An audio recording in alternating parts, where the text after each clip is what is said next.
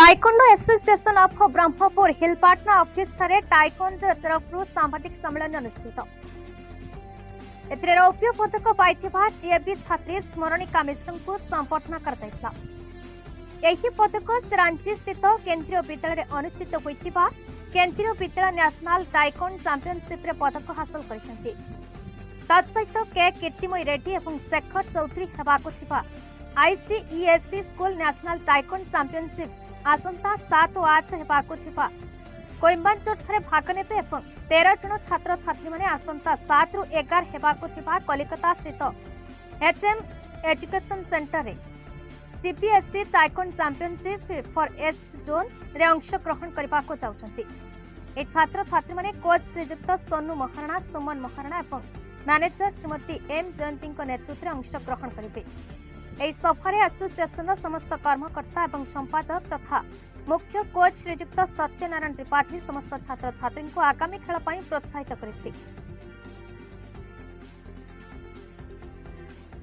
मो ना सत्यनारायण त्रिपाठी, मु सेक्रेटरी टाइकोंडो एसोसिएशन ब्रह्मपुर। आज सांबादिक सम्मेलन जो आमर गोटे छात्री जी कि केंद्रीय विद्यालय गोपालपुर पढ़ुचे सी आमर केवीर नेशनल स्कूल गेम्स होता से सी आमर सिल्वर मेडल नहीं कि आसको आम आज संबर्धना करूँ।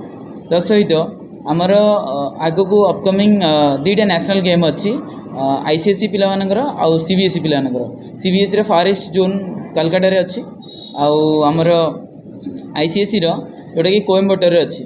आग को आमर 7-8 आईसीएसई रो नेशनल हम आउे 7 रु 11 तारिख आमर कलकाटा हुगुली ठारे सेठरे आमर नेशनल ईस्ट फॉरेस्ट जोन रो रीजनल गेमटा हम। तो तापई मध्य पिला सिलेक्टेड होइचंती विभिन्न स्कूल रो से माने मध्य खेलिया को जिबे और से मानक प्रैक्टिस मध्य चलछि। प्रथमे आमे संबर्धना करिवा आमर स्मरणिका मिश्र केंद्रीय विद्यालय तापर आमर आग को कार्य कौशल मध्य शिखि पारे। आज के स्मरणिका मिश्र केंद्रीय विद्यालय गोपालपुर सिल्वर पाइली बोल तो बहुत खुशी अच्छे बट गोल्ड पाइलिनी बोले टिके दुख अच्छे कम है कि एत प्रैक्टिस कला पाइलिनी गोल्ड। तो एवं ओवरकम से कर सारी आउ नेक्स्ट एबे जहाँ मुझे प्रैक्टिस करी से गोल्ड आसो बोले। Brahmapur Dayanand Shankar report BE news Odisha.